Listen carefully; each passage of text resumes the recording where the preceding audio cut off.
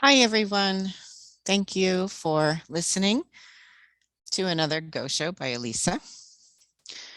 I am doing these for those members who cannot read easily or cannot read the English easily or cannot see or just who like listening to the Go Shows read to them. So I hope you enjoy today's Go Show, which is Heritage of the Ultimate Law of Life, written in 1272 to Siren Bo.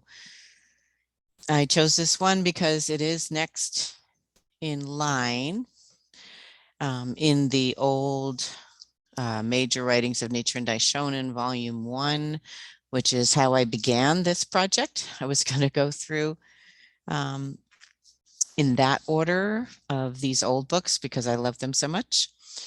But I've jumped around a little bit, and I hope you bear with me. I am going to read the older version today. And if it seems like the newer version needs to be included, then I will post that as well later. Okay, so let's begin. Heritage of the Ultimate Law of Life. It's in Volume 1 of the Major Writings of Nichiren Daishonin, page 21. It was written in 1272. I have just carefully read your letter. To reply, the ultimate law of life and death are transmitted from the Buddha to all living beings is Myoho Renge Kyo. The 5 characters of Myoho Renge Kyo were transferred from the 2 Buddhas inside the treasure tower, Shakyamuni and Taho, to Bodhisattva Jogyo, carrying on a tradition, a heritage, unbroken since the infinite past. Myo represents death and Ho represents life. Life and death are the 2 phases passed through by the entities of the 10 worlds, the entities of all sentient beings which embody the law of cause and effect, Renge. Gentai said, quote, "You must realize that the interrelated actions and reactions excuse me. You must realize that the interrelated actions and reactions of sentient beings and their environments all manifest the law of the simultaneity of cause and effect." End quote. Sentient beings and their environments here means the reality of life and death. The law of simultaneity of cause and effect is clearly at work in everything that lives and dies. The great teacher Dengyo said, quote, "Birth and death are the mysterious workings of the life essence. The ultimate reality of life lies in existence and non-existence," unquote. No phenomena, heaven or earth, yin or yang, the sun or the moon, the 5 planets, or any life condition from hell to Buddhahood are free from birth and death. Thus, the life and death of all phenomena are simply the 2 phases of Myoho Renge Kyo. In his Makashikan, Tiantai says, quote, "The emergence of all things is the manifestation of their intrinsic nature, and their extinction, the withdrawal of that nature into the state of latency." Again, quote, "The emergence of all things is the manifestation of their intrinsic nature, and their extinction, the withdrawal of that nature into the state of latency," unquote. Shakyamuni and Taho Buddhas, too, are the 2 phases of life and death. Shakyamuni, who attained enlightenment countless eons ago, the Lotus Sutra, which leads all people to Buddhahood, and we ordinary human beings are in no way different or separate from each other. Therefore, to chant Nam-myoho Renge Kyo with this realization is to inherit the ultimate law of life and death.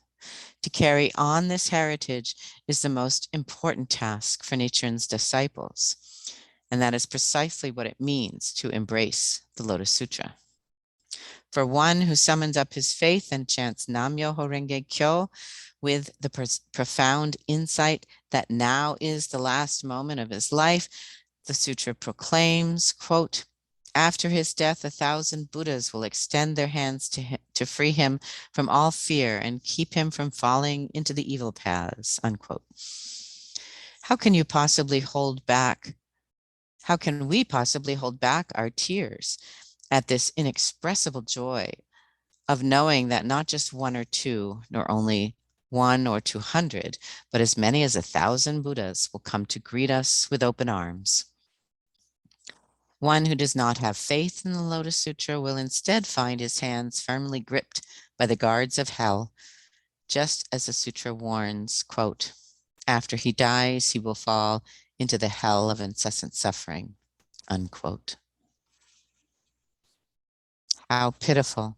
The 10 kings of hell will then pass judgment on him, and the heavenly messengers who have been with him since his birth will berate him for his evil deeds. And the footnote mentions about the 10 kings of hell they're symbolic figures from popular religious tradition. One Chinese concept viewed hell as a demonic court of law where the dead were tried for their evil deeds. Just imagine that those 1,000 Buddhas extending their hands to all Nichiren's disciples who chant Nam-myoho Renge Kyo are like so many melons or moonflowers extending their slender vines. My disciples have been able to receive and embrace the Lotus Sutra by virtue of the strong ties they formed with this teaching in their past existences. They are certain to attain Buddhahood in the future. The heritage of the Lotus Sutra flows within the lives of those who never forsake it in any lifetime whatsoever, whether in the past, the present, or the future. But those who disbelieve and slander the Lotus Sutra will, quote, "destroy the seeds for becoming a Buddha in this world," unquote. Because they cut themselves off from the potential to attain enlightenment, they do not share the ultimate heritage of faith. All disciples and believers of Nichiren should chant Nam-myoho Renge Kyo with one mind, Itai Doshin, transcending all differences among themselves, to become as inseparable as fish and the water in which they swim. This spiritual bond is the basis for the universal transmission of the ultimate law of life and death. Herein lies the true goal of Nichiren's propagation. When you are so united, even the great hope for Kozen Rufu can be fulfilled without fail. But if any of Nichiren's disciples should disrupt the unity of Itai Doshin, he will destroy his own castle from within. This is a very famous quote. I'm sure many of you have heard it before. There is a little footnote that says, "transcending all differences among themselves." This phrase could be rendered literally as without any thought of self or other, this or that. This is not a denial of individuality, but rather urges the bridging of gaps between people which arise from selfishness and mistrust. So let me read that famous passage one more time.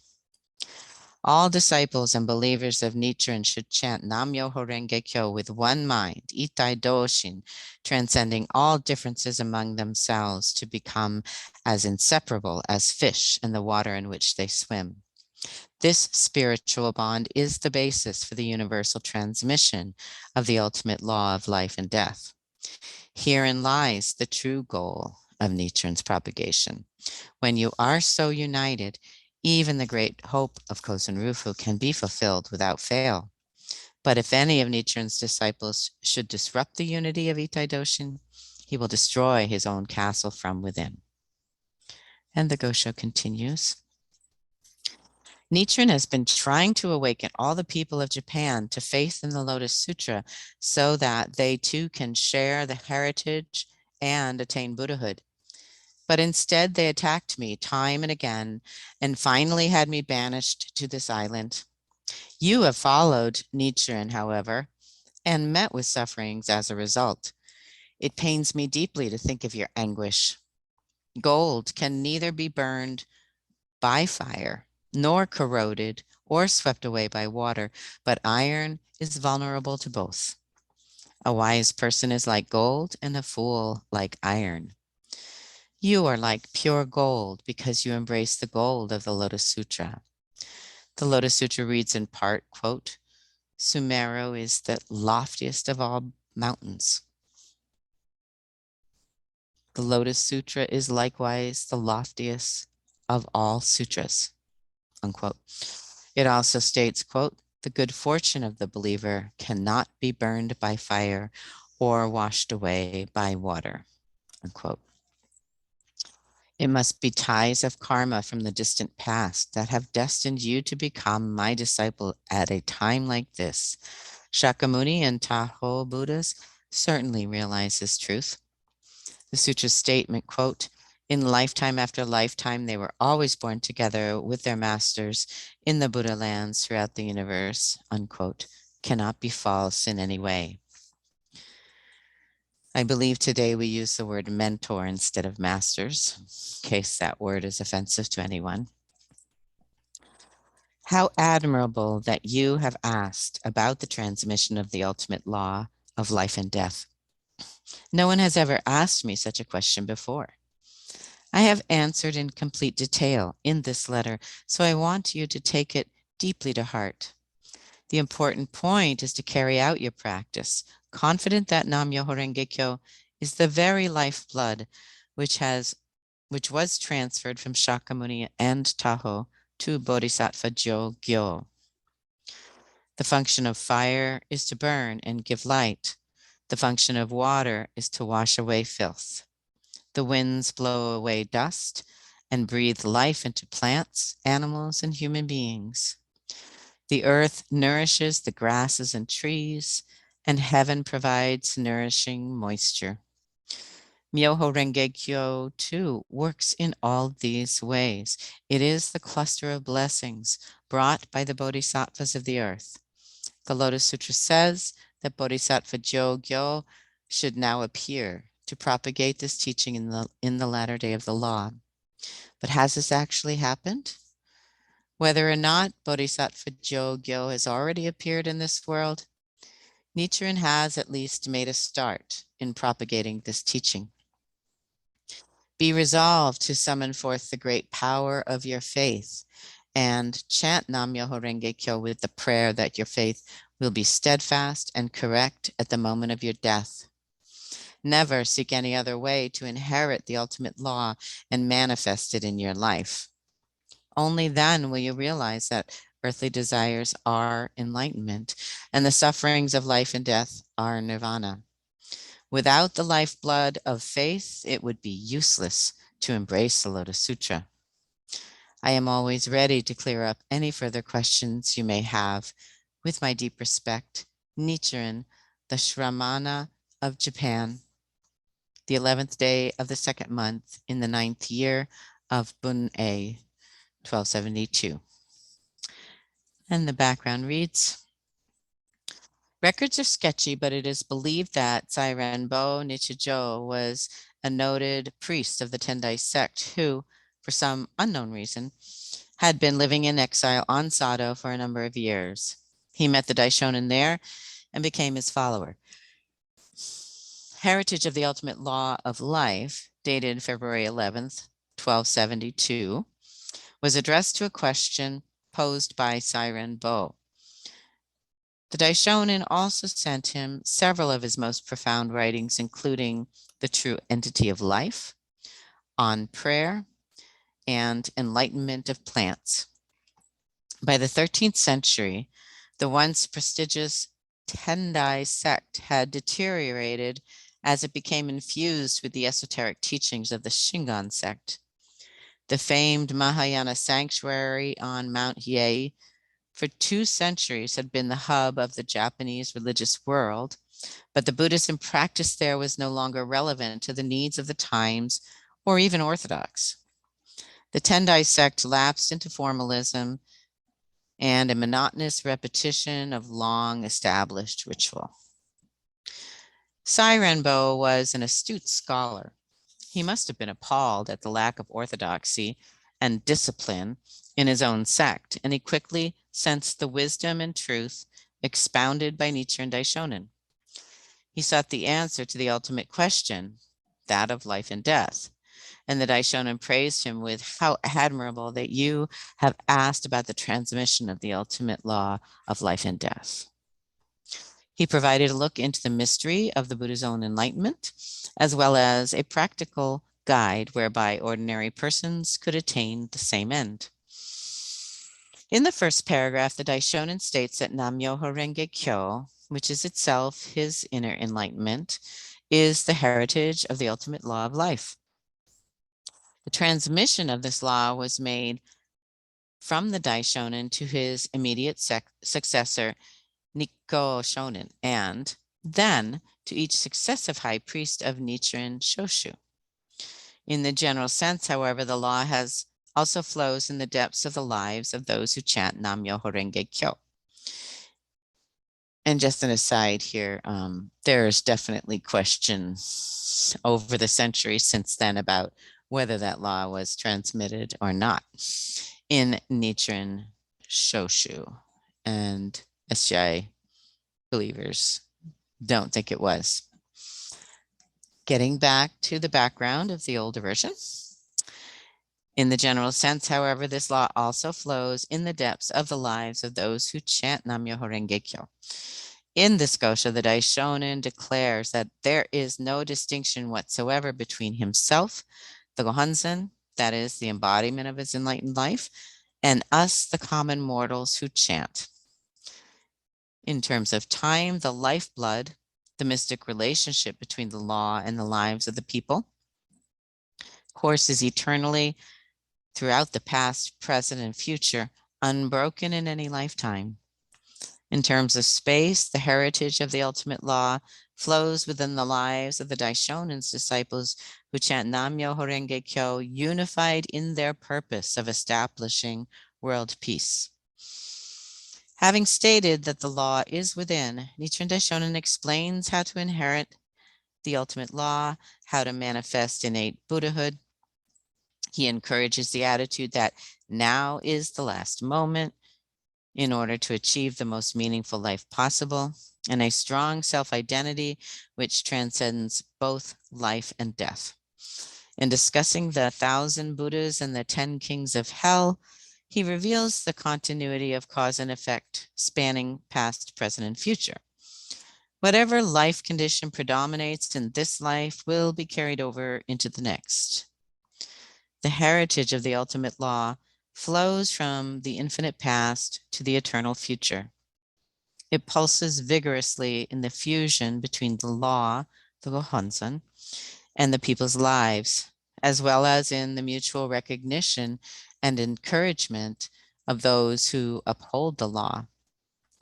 Whether someone can inherit the lifeblood of the Daishonin's Buddhism or not depends entirely on his faith. That is why he strictly warns in his conclusion, without the lifeblood of faith, it would be useless to embrace the Lotus Sutra.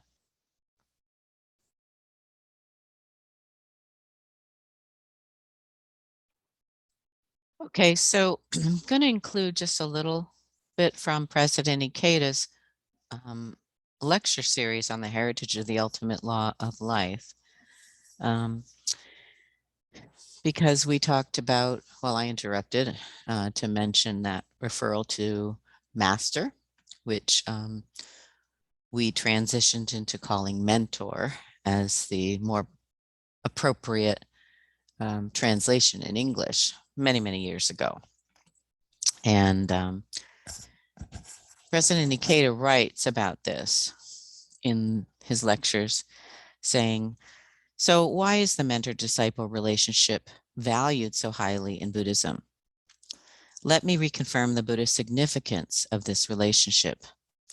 In general terms, a mentor mentor is someone who teaches one enhanced skills or technical expertise, deeper knowledge, a loftier way of life, a more fulfilling state of mind, and so forth.